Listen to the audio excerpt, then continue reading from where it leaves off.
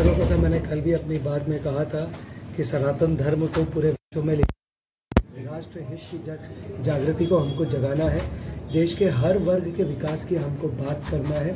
इन सब चीज़ों को लेकर और स्वर्णिम भारत को बनाने के लिए मैंने अपना टिकट को उठाया, मैंने अपने फॉर्म को उठाया है और ये त्याग सिर्फ इसलिए करा है कि सनातन धर्म को पूरे विश्व में लेकर जा पाए। अक्षय जी, कांग्रेस के शहीद जीतू पटवारी भी आप पर लगातार हमलावर हैं।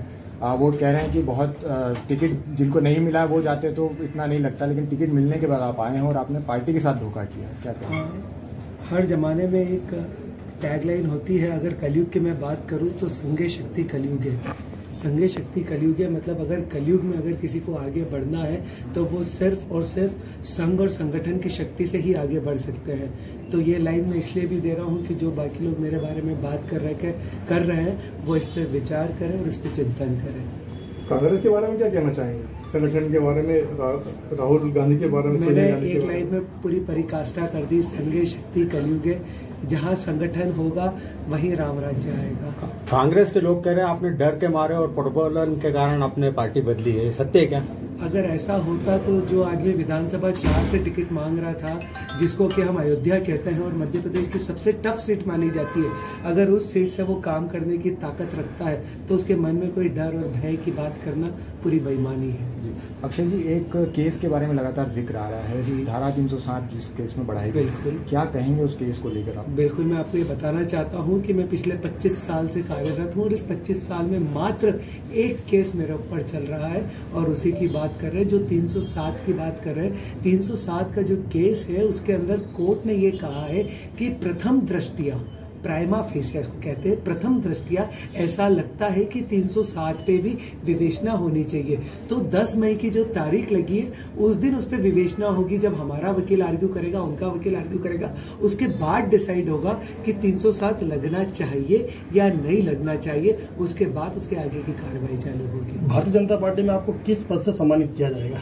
मैं तो सिर्फ यहाँ पे एक नन्हा सा कार्यकर्ता बनने आया हूँ और बहुत खुश हूँ कि पिछले 24 घंटे में 18 घंटे मुझे कैलाश जी भाई साहब ने हाथ पकड़ के बोलना सिखाया और इसलिए पहली बार आज अलीराजपुर में आप लोगों के बीच में आया हूँ तो अपना भाषण दिया है। ये अलीराजपुर का मेरा भाषण मेरे पूरे जीवन में मुझे सदैव याद रहेगा। अक्षय जी, इसी का एक पूरक प्रश्न है, आरोप ये भी लगा रही है कांग्रेस की कोई डील हुई है, किसी पद को लेकर कोई डील हुई, क्या भविष्य देखते हैं भाजपा में आप?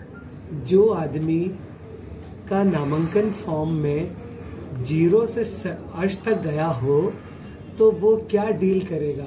आज की तारीख में मेरे पास क्या है और क्या नहीं है ये पूरा डिस्क्लोज्ड है। जो आदमी 15 लाख की घड़ी फैलता है उसको कोई क्या डील में देगा? भाजपा में क्या भविष्य देखता है? मैं तो राम राज्य के लिए काम करना चाहता हूँ। जो दायित्व तो मुझे दिया जाएगा, जितने नीचे स्तर से भी दिया जाएगा, एक छोटा कार्यकर्ता, ईमानदार कार्यकर्ता, राम भक्त बन के काम करना चाहता हूँ। कांग्रेस पार्टी कितनी सीट जीत रही है मध्य प्रदेश में? कांग्रेस पार्टी, मैं कभी इस मैथमेटिकल कैलकुलेशन में नहीं पढ़ता हूँ, लेकिन इस बार ये जरूर कहूँगा अब की बार 400 पार। अभी हमने मंच पे देखा, लाइटर नोट पे बात है, लेकर क्यों आप बचना चाह रहे हैं इस सवाल से? देखिए, जो मुझसे मैथमेटिक्स कराया गया था वो मल्टीप्लिकेशंस का था और ज्योमेट्रिक का था। आप जो बात कर रहे हैं वो लॉजिकल रीजनिंग की है। दोनों में अलग अलग बात होती है। गुणा भाग करना, डिवाइड करना, मल्टीप्लाई करना आसान होता है, लेकिन लॉजिकल चीजों पे बात करना अलग होता है। लेकिन कहाँ प्लस होगा, कहाँ माइनस होगा, वो एक दूसरी बात है। बॉटम लाइन आज ये है कि भाजपा 400 पार है, ये महत्वपूर्ण। मतलब जैसे भी आपने बताया गुणा भाग करने में माहिर खिलाड़ी हैं, तो अपने पुराने कार्यकर्ता कांग्रेस के नेता उनके लिए गुणा भाग करेंगे क्या भाजपा के लिए? वो लॉजिकल है। मैं तो ये समझता हूँ कि आज अगर मेरे मन में ऐसी कोई बात आई है तो कहीं ना कहीं जिसके मन में भी भगवान राम विराजित होंगे और जिसके मन में भी त्याग की भावना होगी वो बिल्कुल आएगा और काम करेगा राम राज्य के लिए। आपके मन में भगवान राम की भावना, सनातन धर्म की भावना इतनी लेट जगी? बात लेट जगने की नहीं है, बात हमेशा से ही हमारा आराध्य देव है। मैं जब भी आज सुबह निकलता हूँ तो हमेशा पहले मैं भगवान को प्रणाम करता हूँ। मैं जैन समाज से आता हूँ, हमारे पाठ पूजा होती है, वो तो सारे करता ही हूँ। उसके अलावा हनुमान चालीसा, बजरंग बाण भी करता हूँ और ये मेरा दैनिक दिनचर्या का हिस्सा है।